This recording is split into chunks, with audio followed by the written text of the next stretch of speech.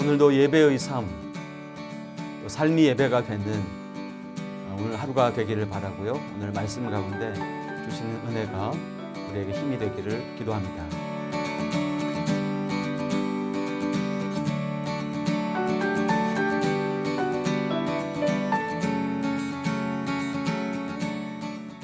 오늘 본문 말씀을 묵상하면서 서양의 속담 하나가 떠올랐습니다.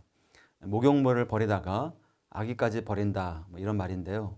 중요하지 않은 것에 집중하다가 정작 중요한 것을 잃어버린다는 뜻인데 우리 삶에 기억해야 될 속담 중 하나라는 생각이 듭니다.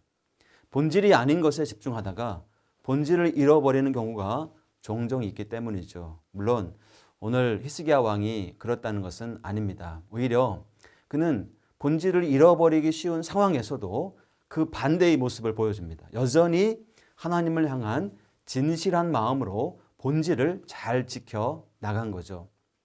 유월절 의식을 거행하는 것으로 온 나라 안에 큰 기쁨이 가득 차게 되었습니다.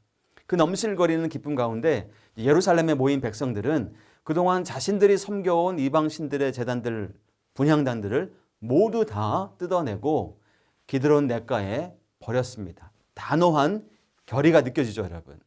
자, 이런 백성들의 모습을 보고 예배를 앞서 준비해야 될 제사장들과 레위인들이 오히려 부끄러워하면서 자신을 성결하게 하고 여호와의 성전으로 번제물을 가져왔다, 이렇게 말합니다. 그리고 백성들은 유월절 양으로 제사를 드렸지요. 자, 모든 것이 순조롭게 진행되는 것 같았어요. 근데 문제는 저 북쪽에서 온 사람들에게서 일어났어요. 오랜 시간 이방 종교에 빠져있던 사람들이었기 때문에 초청을 받고 유월절 행사에 참여하기는 했는데 자신들을 성결하게 하기에는 시간이 촉박했던 것 같아요. 그래서 직접 유월절 양을 잡지 못하였고 레위인들이 대신 잡아줘야 했죠. 유월절 음식을 먹을 수도 없었습니다. 유월절 음식은 의식적으로 깨끗한 자만 먹을 수 있다는 규정이 있었기 때문이죠.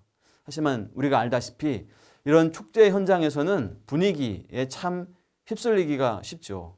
게다가 오랜 시간 동안 유월절을 지키지 않았던 북쪽 이스라엘 백성들은 더더욱 이런 유월절의 규례와 법도에 대한 감각이 무뎌졌을 것입니다.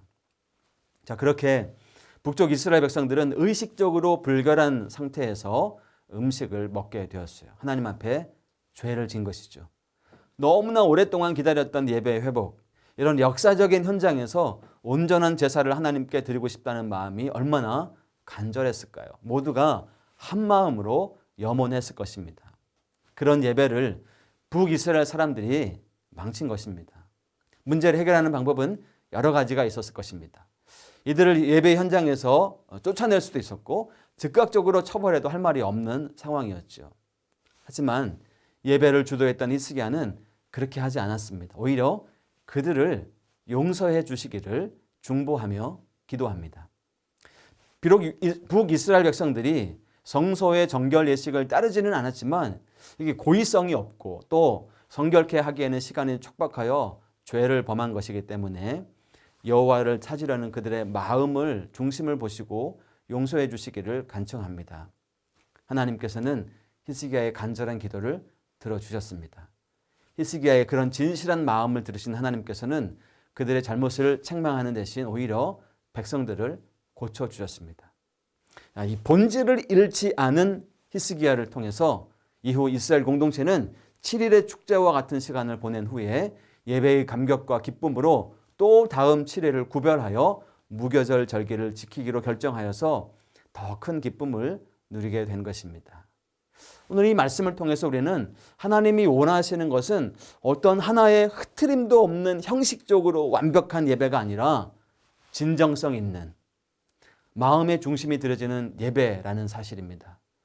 오늘 하루도 그런 인격적이신 하나님과 진실한 교제, 그런 예배의 삶을 나누는 하루가 되기를 축복합니다. 기도하겠습니다. 하나님, 우리의 예배가 우리의 마음의 중심을 드리는 그런 진정성 있는 예배가 되게 하여 주시고 그런 예배에서 받은 은혜와 힘으로 또 우리의 삶을 예배로 살아갈 수 있도록 하나님 함께하여 주옵소서. 예수님의 이름으로 기도합니다. 아멘.